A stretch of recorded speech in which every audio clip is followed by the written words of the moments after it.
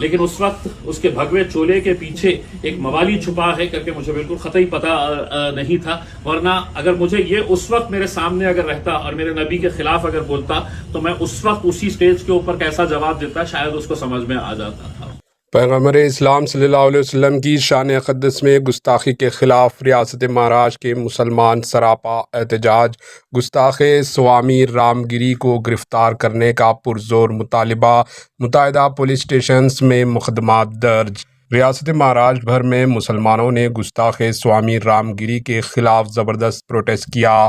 ناسک، احمد نگر، سمبھاجی نگر، اورنگ آباد، مالیگاؤں، ممبئی، بیڑ، ناندیڑ، بیجاپور سمیت دیگر علاقوں میں مسلمانوں نے پیغمبر اسلام صلی اللہ علیہ وسلم کی شان اقدس میں گستاخی کے خلاف شدید رد عمل کا اظہار کیا۔ مسلمانوں کے غم و غصے کو دیکھتے ہوئے متنازع سوامی کے خلاف ریاست کے 2 مقامات پر کیس رجسٹر کیے گئے، جبکہ بعض اطلاعات میں بتایا گیا کہ سوامی کے خلاف 5 پولیس اسٹیشنز میں مقدمات درج کیے گئے۔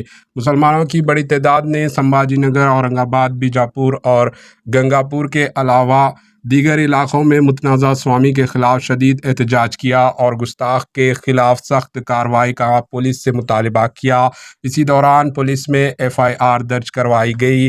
اطلاعات کے مطابق بیجاپور میں سوامی کے خلاف مقدمات درج کر لیا گیا۔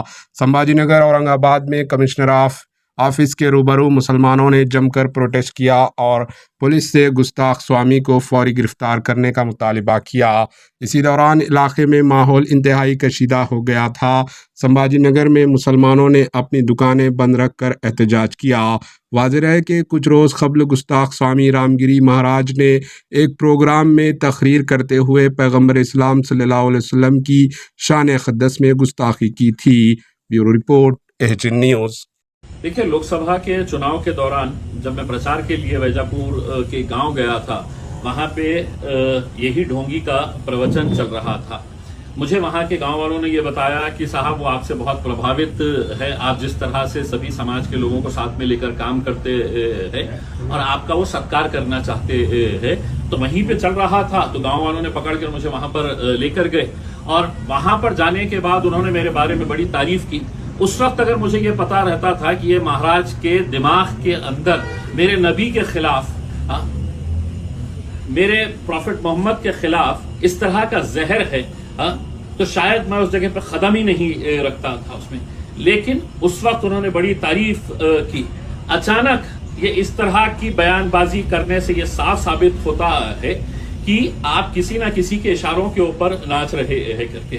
تو یہ صحیح بات ہے کہ میں نے اس سے ملا تھا، لیکن اس وقت اس کے بھگوے چولے کے پیچھے ایک موالی چھپا ہے کر کے مجھے بالکل قطعی پتہ نہیں تھا، ورنہ اگر مجھے یہ اس وقت میرے سامنے اگر رہتا اور میرے نبی کے خلاف اگر بولتا تو میں اس وقت اسی سٹیج کے اوپر کیسا جواب دیتا شاید اس کو سمجھ میں آ جاتا تھا۔